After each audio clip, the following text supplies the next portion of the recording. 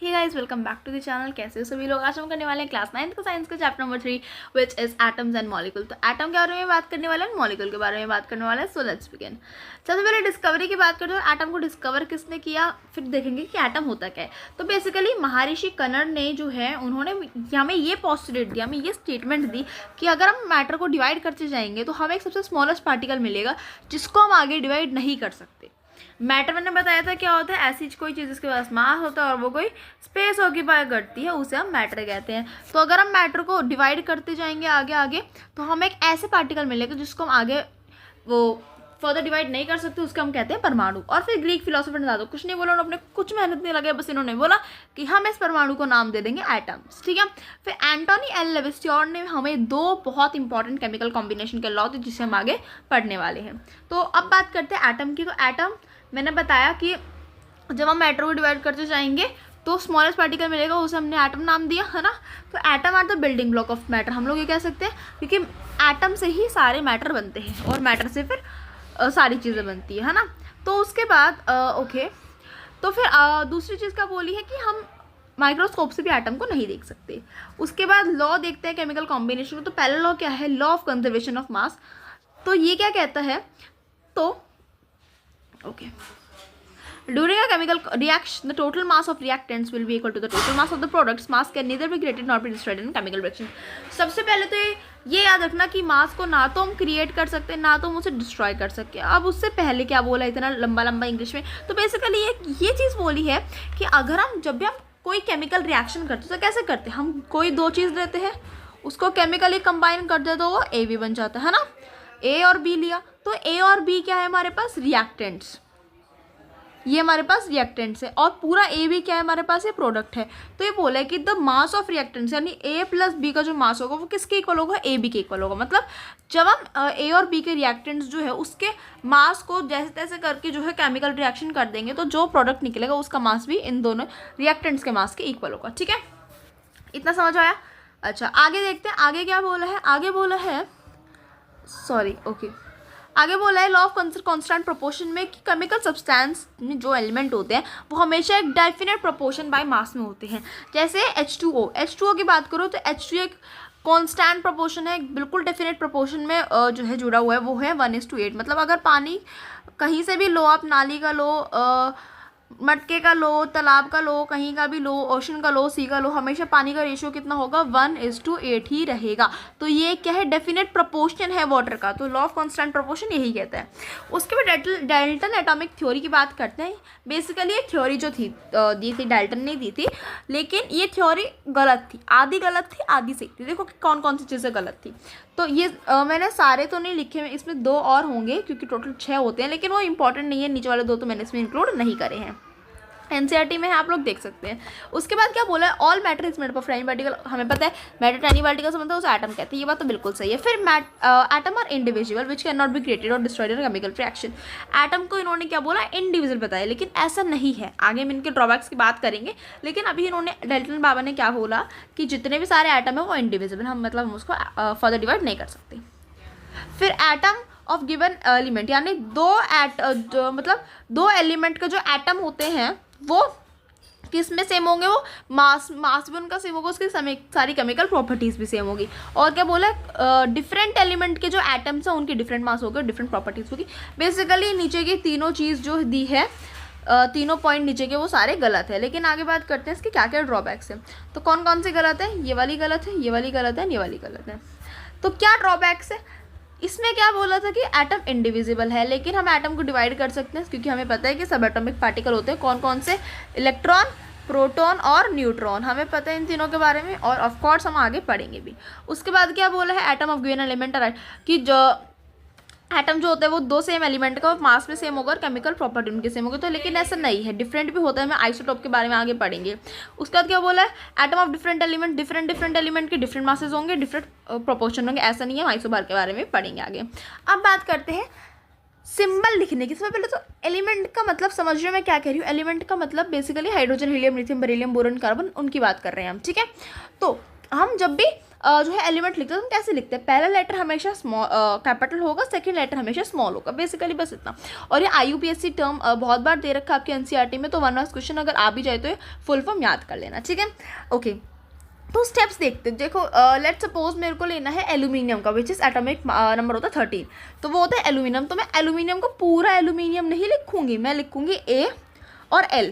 मैंने पहला वाला लेटर क्या लिखा, कैपिटल लिखा, एंड छोटा बाद में क्या लिखा, छोटा वाला लिखा। तो ऐसे हम लोग सिंबल्स बनाते हैं किसके, एलिमेंट के। ओके, तो उसका एटॉमिक मास की बात करते हैं, यानी एक एटम में मतलब सॉरी एक एलिमेंट में एक एटम का मास कितना है, बेसिकली वो एटॉमिक मास होता है, ठीक है। तो mass of an atom of an element उसे कहते हैं एटॉमिक मास। तो IUPAC जो टर्म थी जिसको मैंने आपको बताया, तो फुल फॉर्म याद करनी है, international union pure and applied chemistry. तो इन्होंने क्या बोला, इन्होंने एक टर्म दी एटॉमिक मास यूनिट, जिसको हम एक्सप्रेस करते हैं एटॉमिक मास से और मॉलिक्यूलर मास से। तो यूनिट क्या होती है एटॉमिक मास की, विच इज AMU, या फिर कहीं पे भी अगर आपको AMU दिख जाए या फिर U दिख जाए, बोथ आर सेम, ठीक है। अब देखो एक एटॉमिक मास कितना होता है, तो क्या बोला है 1/12 mass of the carbon atom from 12। अब हमारे पास कार्बन 12 होता है, तो कार्बन 12 बेसिकली वो होता है एक एलिमेंट होता है, ठीक है। तो हमने लिया कार्बन 12, ठीक है। अब हमने क्या किया, इस कार्बन 12 को मान लो ये कार्बन 12, हमने इसको 12 इक्वल पार्ट में डिवाइड कर दिया। कितने हो गए, 1 2 3 4 5 6 7 8, नहीं सॉरी गलत कर दिया। ओके, 2 4 6 8 10 12 मान लो ऐसे कर दिया, ठीक है। तो अब ये एक पोर्शन उठा लो इसमें से, मान लो हमने वाला पोर्शन उठा लो, तो ये वाला पोर्शन किसके इक्वल होगा, 1 AMU के इक्वल होगा। ये वाला पोर्शन किसके इक्वल होगा, 1 AMU के इक्वल होगा, यानी हाइड्रोजन एटम का। हाइड्रोजन एटम का बेसिकली मास कितना होता है, 1 U होता है, तो फिर इसका मास कितना होगा, 1 AU होगा, ठीक है। तो बेसिकली ये बोला, यानी 12 में से एक पार्ट लेंगे तो वो इक्वल होगा कार्बन एटॉमिक मास, ठीक है, 1 AMU के।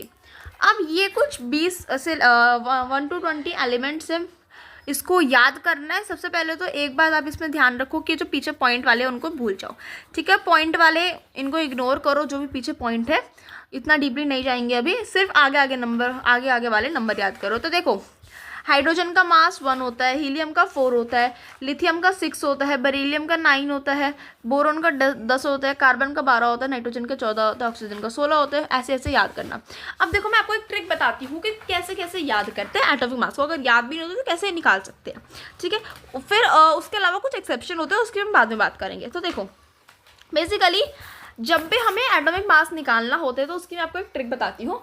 वो ट्रिक कुछ ऐसी है कि सबसे पहले तो एटॉमिक मास आपको याद करने हैं 1 से 20 तक, ठीक है। उसके बाद ये देखो कि इवन कौन कौन से, मतलब इवन एटॉमिक नंबर कौन कौन सा एटॉमिक नंबर होता है ये, ठीक है। तो 2 इवन है, 4 इवन है, 6 इवन है, ऐसे देखना इवन कौन कौन से हैं, ऑड कौन कौन से हैं। तो मान लो मेरे को निकालना है, लेट्स सपोज एटॉमिक मास निकालना है मेरे को, कोई भी एग्जांपल ले लो रैंडमली, लेट्स सपोज कैल्शियम का निकालना है, ठीक है। तो मैं कैल्शियम का कैसे निकालूंगी, देखो बहुत सिंपल है। कैल्शियम का कैसे निकालूंगी, हमें बस 2 इंटू ऐड कर देना, किसमें, अगर इवन है तो 2 ऐड होगा, ठीक है। किसका, हमें कैल्शियम का निकालना है। कैल्शियम क्या होता है 20, तो 20 एक इवन नंबर है, तो हम उसमें 2 इंटू कर देंगे तो आ जाएगा 40, तो ये आ जाएगा हमारे पास AMU, ठीक है। तो ये आ गया हमारे पास कैल्शियम का AMU।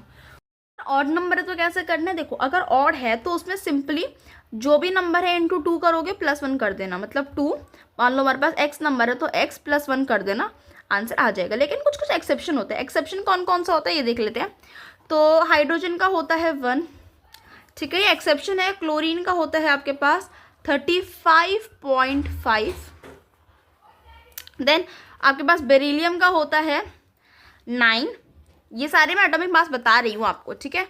उसके बाद देखें तो नाइट्रोजन का होता है 14 एंड आर्गन का होता है 40, ठीक है। तो ये कुछ एक्सेप्शन है जिनको याद करने आपको, अगर वैसे आते तो नहीं है लेकिन फिर मैं बता रही हूँ, ठीक है। उसके बाद एटॉमिक एग्जिस्टेंस की बात करते हैं।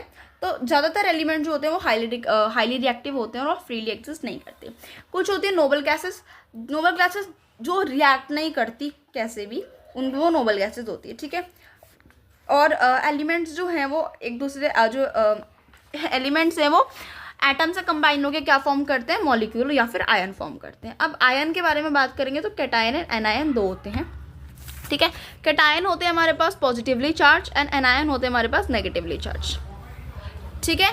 अब उसके बाद क्या आते हैं, अगले टॉपिक पे चलते हैं, तो दैट इज मॉलिक्यूल। मॉलिक्यूल की बात करते हैं तो एक मॉलिक्यूल क्या होता है, बेसिकली ग्रुप होता है जो एक या दो जो दो या दो से ज़्यादा एटम से केमिकली बॉन्डेड होते हैं कोई अट्रैक्टिव फोर्स के through, together by attractive force, उसे मॉलिक्यूल कह देते हैं। ठीक है, उसके बाद आगे मॉलिक्यूल के बारे में बात करते हैं तो मॉलिक्यूल दो टाइप के होते हैं, एक तो molecule of element and molecule of compound. Molecule of element क्या होते हैं, जो सिर्फ एक ही टाइप के एलिमेंट से बनते हैं। जैसे मॉलिक्यूल ऑफ एलिमेंट का हम एग्जांपल ले सकते हैं O2, H2। ठीक है, तो ये सारे एग्जांपल है मॉलिक्यूल ऑफ एलिमेंट के। मॉलिक्यूल ऑफ कंपाउंड की बात करें जो एक से या फिर एक से ज़्यादा टाइप से बनते हैं, है ना, कंबाइन टुगेदर होते हैं, जैसे H2O, CO2, ये सब। उसके बाद atomicity, number of atom present in a single molecule, उसे कह देते हैं हम एटॉमिसिटी। मोनो एटॉमिक में क्या होता है, जिसमें सिर्फ एक एटम हो, डाई एटॉमिक में 2 एटम होते हैं, ट्राई एटॉमिक में 3 एटम होते हैं, पॉली एटॉमिक में 4 एटम या फिर 3 से ज़्यादा एटम होते हैं। जनरली जो मेटल होते हैं वो क्या होते हैं, मोनो एटॉमिक, यानी उनके अंदर सिर्फ एक ही एटम होता है। ठीक है, नेक्स्ट क्वेश्चन अगर आ जाए तो सॉल्व कर लोगे। अब मॉलिक्यूलर मास की बात करते हैं। मॉलिक्यूलर मास कुछ नहीं है, बस देखो मैंने जितना सम है सम ऑफ द एटॉमिक मास करना है और कुछ नहीं करना। जैसे मॉलिक्यूलर मास हमने H2O को लिया तो H2O कैसे लिखते हैं, ऐसे लिखते हैं, यानी 2 हाइड्रोजन है और 1 ऑक्सीजन है, तो 2 हमने हाइड्रोजन के ले लिया, यानी हाइड्रोजन का एटॉमिक मास कितना होता है 1। ठीक है, तो 2 × 1 ले लिया, उसके बाद प्लस कर देना, फिर ऑक्सीजन कितना, 1 ऑक्सीजन है तो 1 ही लेंगे, तो +1 × ऑक्सीजन का कितना होता है 16 होता है। बस इसको सॉल्व कर दो तो क्या आ जाएगा 18 U। बहुत सिंपल है। ठीक है, बिल्कुल बेसिक कैलकुलेशन है, कुछ नहीं करना, बस सबके एटॉमिक मास को हमें ऐड करते जाना है। आगे बात करते हैं फॉर्मूला यूनिट मास, बिल्कुल सेम है, बस नाम फॉर्मूला यूनिट मास दे दिया क्योंकि हम इसमें आयन की काउंट करते हैं क्योंकि इसमें सिर्फ आयन की बात होती है सारी, एंड पिछले वाले में मॉलिक्यूलर मास में मॉलिक्यूल की बात होती है, बट बिल्कुल सेम है। इसमें भी हम लोग सारे एटॉमिक मास को ऐड करते हैं एंड इसमें हम सारे एटॉमिक मास को ऐड करते हैं। देखो, it is the sum of atomic mass of ion and atom present in a formula और कंपाउंड, मतलब एटॉमिक मास ऑफ आयन हम इसमें ऐड करते हैं और इसमें atomic mass of all atom in a molecule, इसमें हम सारे एटम के एटॉमिक मास कैलकुलेट करते हैं। बस एग्जाम्पल मैंने दे रखा है, जैसे NaCl है। ठीक है, तो Na का कितना होता है एटॉमिक मास 23 एंड Cl क्या होता है क्लोरीन, इसका कितना होता है 35.5। बस दोनों को इतना कर दो क्योंकि Na भी हमारे पास 1 है एंड Cl भी हमारे पास 1 है, तो × 1 कर दोगे दोनों को, answer will be 58.5 U। Simple है। फार्मूला मेकिंग की बात करें तो फार्मूला मेकिंग वैसे एग्जाम में नहीं आता है, लेकिन फिर भी अगर बाई चांस आए तो ये टेबल अच्छे से रट के जाना है क्योंकि वेरी वेरी इंपॉर्टेंट टेबल है, इससे आपके फॉर्मूला बनते हैं सारे। ठीक है, तो देखो सोडियम का Na+, पोटेशियम का K+, सिल्वर का Ag+, कॉपर का Cu+, फिर मैग्नीशियम का Mg+, कैल्शियम का Ca+, जिंक का Zn+, आयरन का Fe+। ठीक है, देन कॉपर सेकंड का Cu2+, एल्यूमिनियम का Al3+, Fe का मतलब आयरन का Fe3+, हाइड्रोजन का H+, हाइड्राइड, मतलब ऐसे ऐसे सारे याद करने हैं। अब देखो यहाँ पे फॉर्मूला कैसे बनाए गए हैं। देखो जैसे हमें लेट्स सपोज फॉर्मूला मतलब फॉर्मूला निकालना है किसका, जस्ट अ सेकेंड। ओके, हमें हाइड्रोजन क्लोराइड का निकालना है, तो हमें पहले H ऐसे लिख लेना, मतलब हाइड्रोजन जो होता है उसके सिंबल यहाँ लिखना, देन क्लोराइड जो होता है इसका सिंबल यहाँ रखना। फिर वैलेंसी देखना, देखो वैलेंसी इन द सेंस इसमें हाइड्रोजन, देखो हाइड्रोजन कहाँ पे, ये रहा H+ है, यानी इसकी वैलेंसी 1 है, क्योंकि आगे कोई नंबर नहीं लिखा, खाली प्लस है, यानी इसकी वैलेंसी 1 है। ठीक है, देन आगे क्या है, क्लोराइड है हमारे पास। क्लोराइड की वैलेंसी देखो, क्लोराइड कहाँ पे है, क्लोराइड ये रहा, क्लोराइड की वैलेंसी क्या है 1 है इसकी भी, क्योंकि -1 लिखा है, कोई नंबर नहीं लिखा ना, तो इसका मतलब 1 ही होता है। ठीक है, तो क्या करेंगे अब, यहाँ पे प्लस मतलब क्लोरीन की क्या होती है -1 की वैलेंसी, हाइड्रोजन की होती है +1 की, ये दोनों cancel out, minus plus cancel out हो जाएगा, तो खाली 1 बचेगा। देन इन दोनों को क्रॉस मल्टीप्लाई कर दोगे तुम्हारे फॉर्मूला आ जाएगा, विच इज क्या फॉर्मूला आएगा हमारे पास HCl। ठीक है, फॉर्मूला क्या आ जाएगा हमारे पास HCl, ऐसे ही करना है, सिंपल है। ठीक है, यहाँ पे आ जाएगा हमारे पास HCl। आगे देखो अगला वाला ही देखो, अगर पहले वाला नहीं समझ में आया तो देखो, हाइड्रोजन सल्फाइड निकालना है, हाइड्रोजन लिख दिया पहले उसका सिंबल, देन सल्फाइड का सिंबल लिख दिया। देन हाइड्रोजन की वैलेंसी 1 है, सल्फाइड की वैलेंसी 2 है। सल्फाइड कहाँ पे, हम पीछे देखते हैं, सल्फाइड ये रही, सल्फाइड ये रही है ना, तो 2- है, तो इन वैलेंसी कितनी है 2, देखो 2 के आगे लिखा है तो वैलेंसी कितनी है 2। ठीक है, तो 2 आ गया। देन दोनों को क्रॉस मल्टीप्लाई कर दो, तो क्रॉस मल्टीप्लाई करोगे तो इसको इससे मल्टीप्लाई कर दो और इसको इससे मल्टीप्लाई कर दो, तो हमारे पास H2 आ जाएगा, क्योंकि हम H को 2 से मल्टीप्लाई कर देंगे ना, S को 1 से, तो H2S1, तो क्या आ जाएगा H2S, फॉर्मूला निकल आया। ऐसे ही कार्बन टेट्राक्लोराइड का करो, सिंबल लिखा पहले दोनों का, देन वैलेंसी लिखी, क्रॉस मल्टीप्लाई करोगे तो यहाँ पे क्या है, कार्बन है तो कार्बन को 1 से करोगे तो C, और फिर क्या है क्लोरीन, तो Cl को 4 से मल्टीप्लाई करोगे तो Cl4, तो CCl4 आ गया। ठीक है, ऐसे magnesium chloride and sodium carbonate करा हुआ है। तो बस इतना था फॉर्मूला, मास वैसे नहीं, फॉर्मूला मेकिंग वैसे आता नहीं है। तो thank you for watching the video, I hope video अच्छी लगी हो। Thank you so much for watching the video. अगर वीडियो अच्छी लगी है तो लाइक कर देना, सब्सक्राइब कर देना, कोई डाउट है तो कमेंट पूछ लेना, I will surely reply to it. Thank you so much.